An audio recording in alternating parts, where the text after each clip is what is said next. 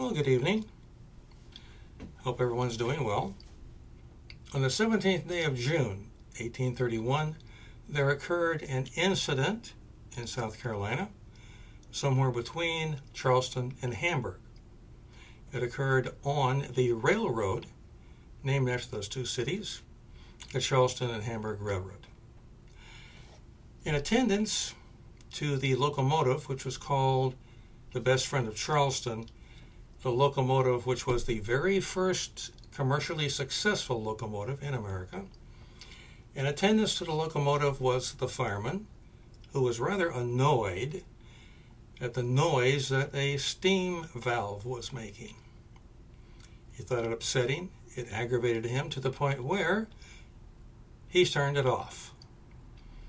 Not too long thereafter, there occurred a significant and permanent life-changing event.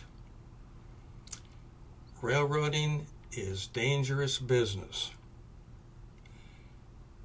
And for a lot of years in the future, it will remain so. For instance, in 1890, 40 years in the future, if I may go to the future, it's 1850 here, 6,335 Americans are killed on American railroads. The injured, 35,362. But it's what you have to do if you want a transportation system. Railroading is dangerous business. And it's not just dangerous for the passengers or the crew, consisting of typically fireman, engineer, conductor, brakeman, perhaps two brakemen. It's also hazardous, dangerous for those who build the railroads. That's what this is. This is the hospital for a railroad construction crew. Welcome to Dave Diggs History. That's the channel name. This is the medical edition. This is the hospital for the construction folks building the line from Virginia to Tennessee, the name of the railroad. Specific cities are Lynchburg to Bristol.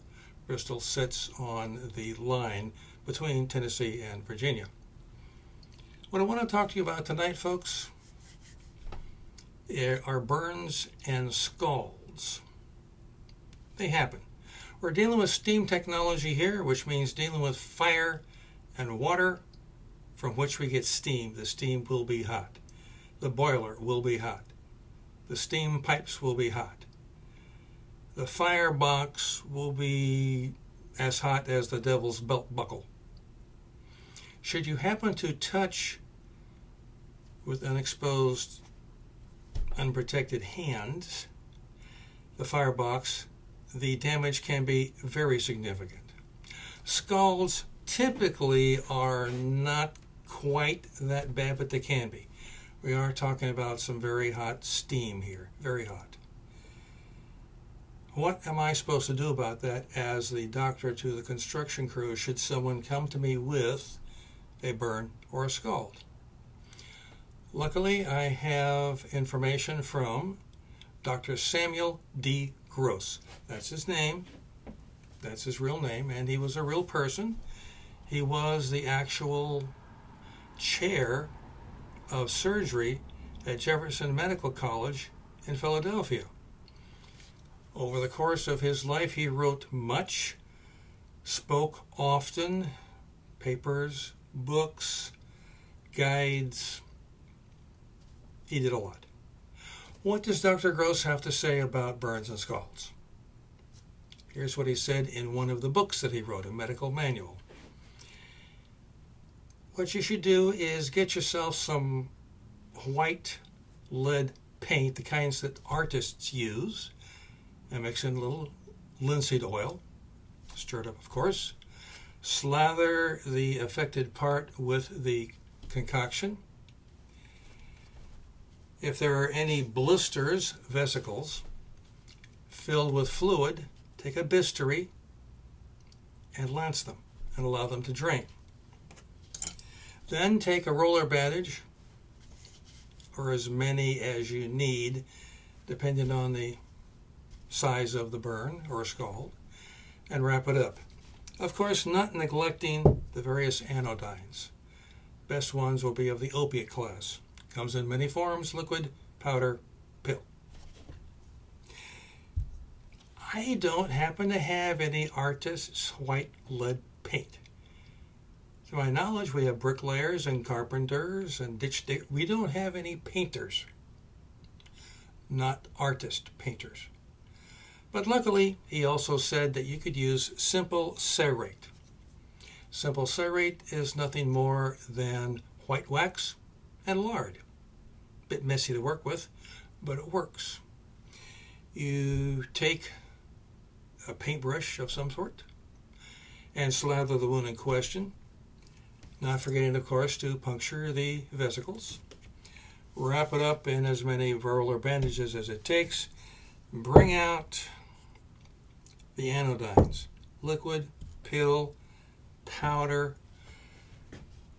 These burns can be significant.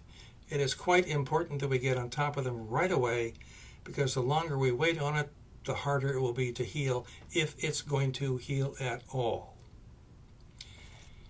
Now, for the burns and the worse scalds, we're going to, hate to say this, but keep a close monitor on it, because in the event of severe tissue damage, bone damage, nerve damage, irreparable types of damage, I'm afraid we're talking about an amputation.